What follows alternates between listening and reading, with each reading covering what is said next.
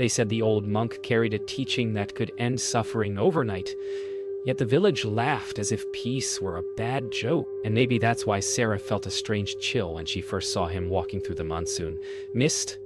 A man who looked like he knew every grief she tried to hide. The rain fell heavier. The wind stilled, and he whispered a truth so simple it sounded impossible. A truth she instantly feared.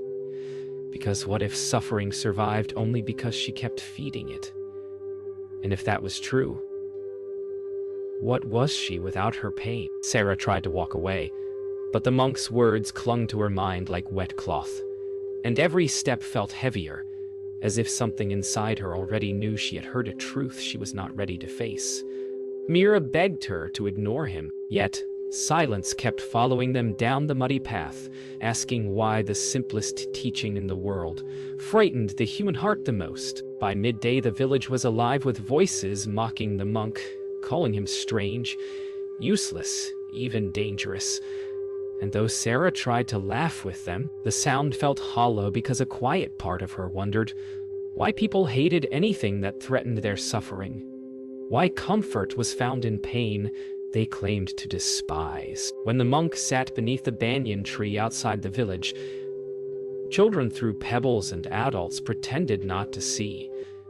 Yet he only closed his eyes as if listening to something deeper than insult. And Sarah felt an ache she could not name, wondering why a man who spoke of peace was treated like a threat. That night, long after the village fell quiet, Sarah lay awake, replaying the monk's single teaching too simple, too sharp, to understand. The more she tried to push it away, the more it returned, whispering that maybe suffering didn't hold her.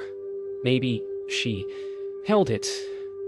Well, Sarah tried to pretend everything was normal, but the monk's teaching kept echoing through her, turning small frustrations into sharp mirrors.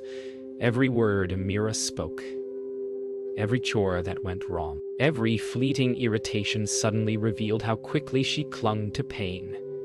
And the weight of that truth made her feel as if the whole day were pressing against her chest. By afternoon, Sarah snapped at Mira without meaning to, and the anger shot through her so fast it frightened her, like a fire she couldn't control. And in the sudden silence that followed, she realized the monk had been right. Suffering didn't come from outside. It bloomed from her own clinging, her own fear, her own stories. Sarah fled to the riverbank where the world felt wide enough to hold her confusion. But even the rush of water couldn't drown the truth unraveling in her chest. And she wondered why a teaching so simple felt like an attack on everything she believed about herself. As shadows grew long, she heard quiet footsteps and turned to see the monk watching her, not with judgment but with a silence that seemed to know every secret she hid.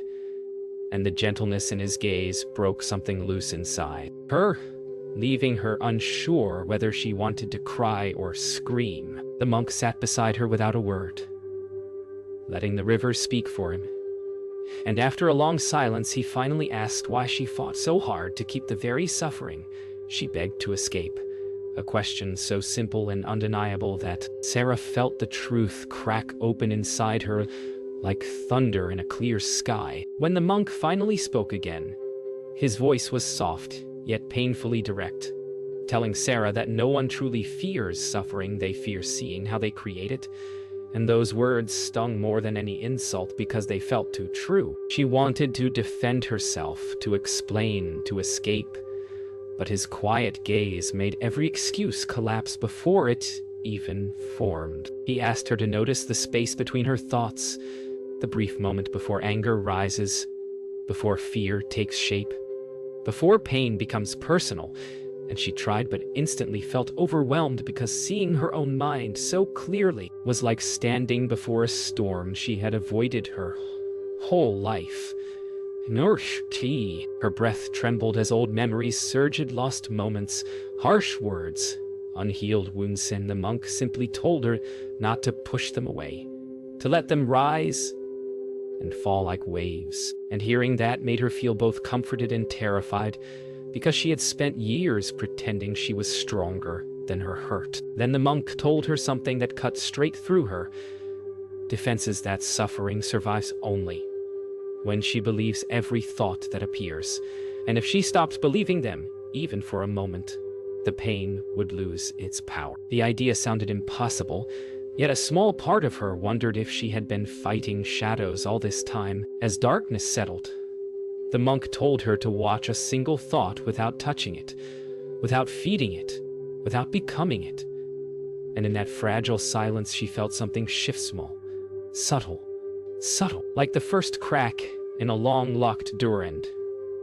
For the first time, she began to see how much of her suffering was made by her own hands. The next morning, the sky cracked with a storm that felt too heavy for the season. And as thunder rolled across the mountains, Sarah tried to steady her breath. But everything inside her felt shaken, as if the monk's words had loosened the ground beneath her feet. Mira tried to comfort her, yet Sarah only felt a rising fear that something in her life was about to break. And she didn't know whether it would be her suffering or herself. When the storm hit full force, Mira ran outside to secure the animals and Sarah followed despite the pounding rain. But in a flash of lightning, she saw Mira slip along the mud-slick path, and the sound of her friend's cry tore through Sarah like a blade, ripping away every illusion that life would wait patiently for her to understand its truth. Sarah dropped to Mira's side, heart pounding as she realized her friend had twisted her ankle badly, and the helplessness in Mira's eyes cracked something inside Sarah that all the monk's teachings could not, because suddenly suffering was not a concept but a living weight, and she felt shattered by the truth that pain could strike at any moment, no matter how tightly she tried to hold her world together. As Sarah struggled to lift Mira, she suddenly felt a calm presence behind them, and turning through the rain, she saw the old monk standing still as stone, untouched by panic, and his quiet gaze held no judgment in Lee, a depth that made Sarah feel her fear laid bare. And for a moment she hated him for being calm when she felt she was falling apart. The monk approached and touched Sarah's shoulder gently. And in that simple gesture, she felt the storm inside her become louder than the one around them, because he asked the question she had avoided her whole life. Why did she believe she could control anything in this world?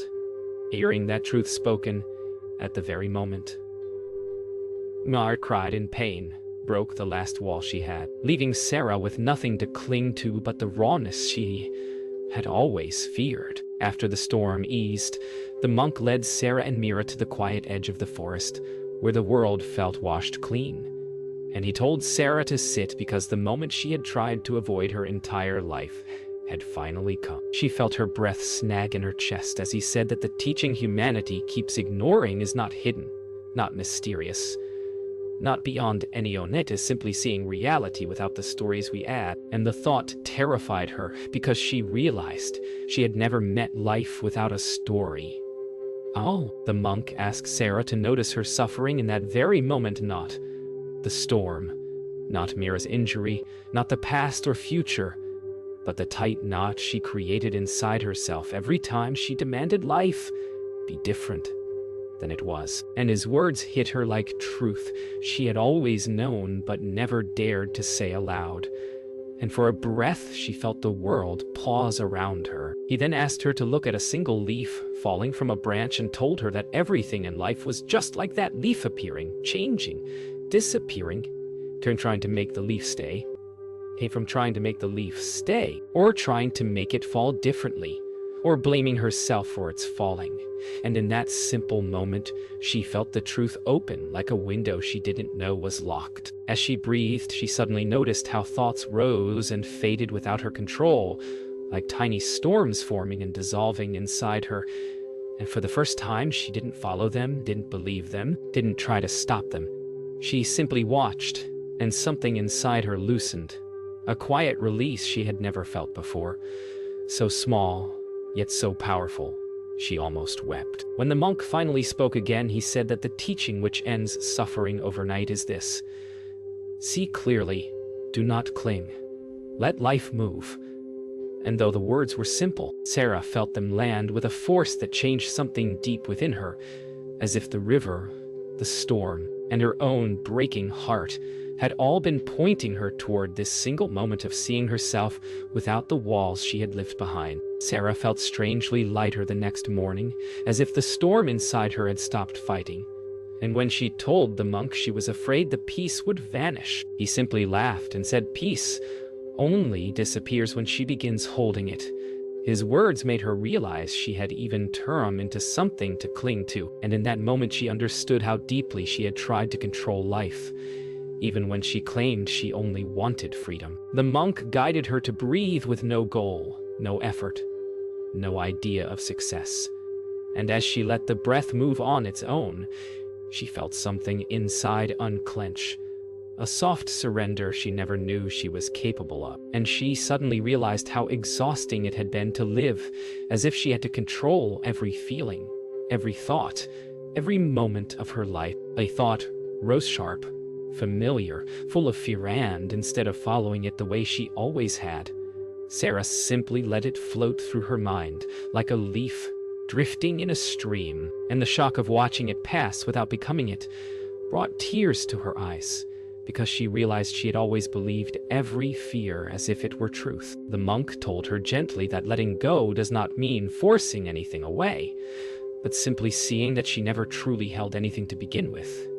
And as she listened, she felt a deep quiet spread through her chest, a silence not made of emptiness but of freedom, as if she had finally stepped out of a room she didn't know she'd been locked inside. Later, as she watched the breeze ripple through the leaves, Sarah realized she no longer felt the tight knot inside her that had followed her for years. And though the monk said nothing, she felt his silence resting on her like a blessing, as if he knew she had finally tasted what he had been pointing to all along, the simple freedom of letting life move without clinging to it. When Sarah returned to the village, the world looked the same: children running, elders talking, smoke rising from cooking fireside. Everything inside her felt different, as if she were seeing without the fog she had carried her whole life.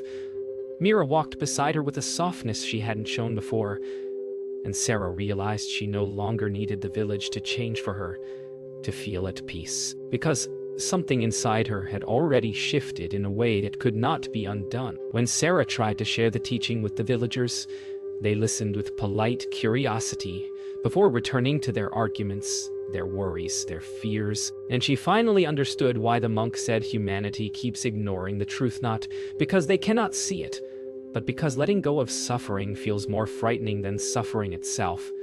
And she felt no anger, only compassion. Morphines D. Only compassion. Later, she found Mira alone beneath the old banyan tree, and when Sarah spoke the teaching again, not with urgency, but with ease, Mira finally heard it. Truly heard it. And tears welled in her eyes because she recognized the same walls inside herself that Sarah had just broken.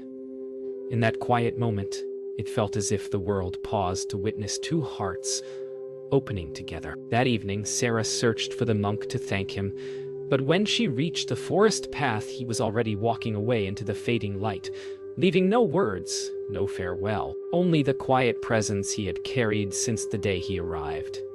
She watched him go until he disappeared into the trees, realizing he had never been trying to teach her anything, to help her see what was already there. As night fell, Sarah sat beside Mira near the river and felt the soft rhythm of life carrying her forward, no longer fighting, no longer clutching, simply letting each moment rise and pass like ripples in the water. She knew most people would ignore the teaching, just as she once did, but she also knew it didn't matter, because peace doesn't need it begins with one heart letting go, and from there it spreads in ways no one can see.